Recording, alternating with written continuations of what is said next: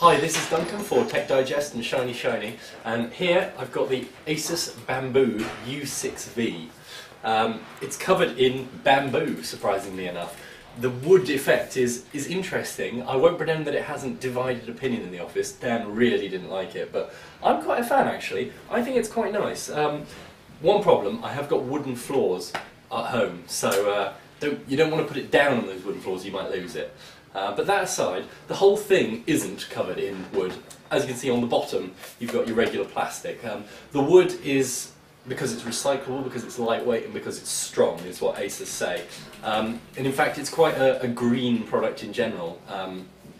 All the circuit boards and stuff like that are designed to be recycled, and all the other bits of the laptop are recyclable.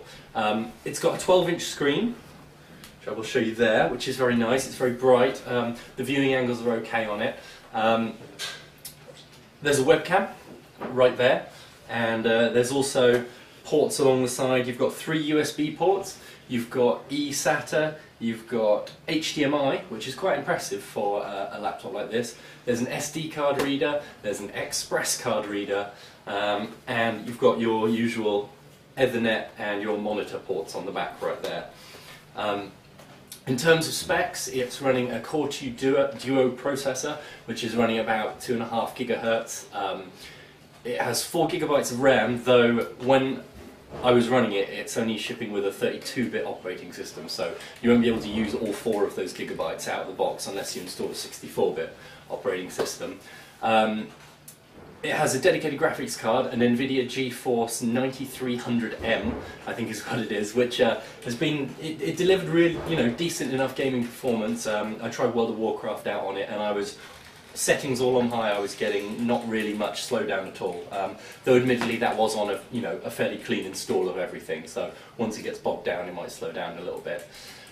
You've got a 320 gigabyte hard drive at 5400 RPM, which is a little on the slow side, but it's nice and big, so that's always good.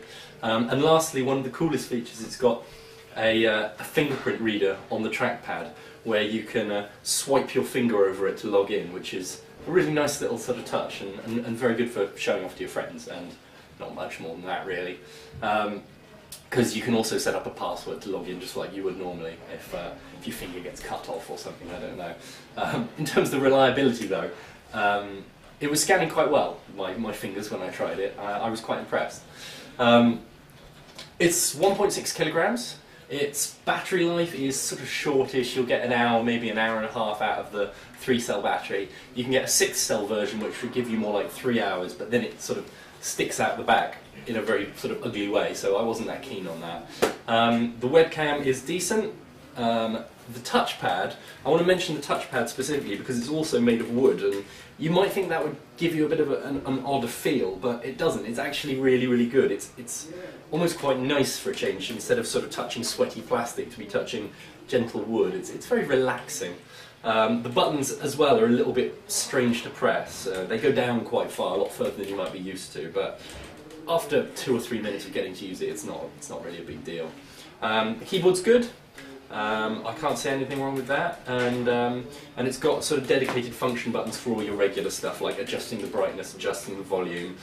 You can trigger the webcam, open your email, wireless, stuff like that. So it's a really good laptop. It does cost £1,300, which is expensive, but at the same time you're getting a good laptop with good specs, a good build quality, and all recyclable. I think it's a decent deal.